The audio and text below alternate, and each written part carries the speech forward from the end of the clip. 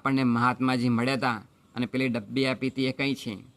તો કે આપણું જે ઘર બળી ગયું એની અંદર મેં મૂકેલી, તો ચાલો આપણે પાછા જઈએ અને એ ડબ્બી શોધીએ. કારણ કે એ મહાત્માજીએ કહેલું કે જ્યારે પણ તમને મુશ્કેલી પડે ત્યારે આ ડબ્બી તમારે ખોલવી અંદરથી અને જે અંદરથી વાંચી લેવું. એટલે એક ચિઠ્ઠી છે તે તમારે વાંચી લેવાની, એટલે તમારી તકલીફ દૂર થઈ જશે. બોલો એમ? તો કે હા.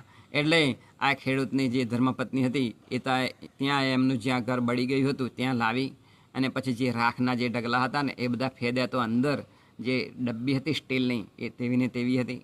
એ સ્ટીલની ડબ્બી એ પોતે ખોલી તો અંદર જોયું, તો પેલા ખેડૂત ભાઈએ જોયું તો અંદર લખેલું હતું કે આ સમય પણ જતો રહેશે.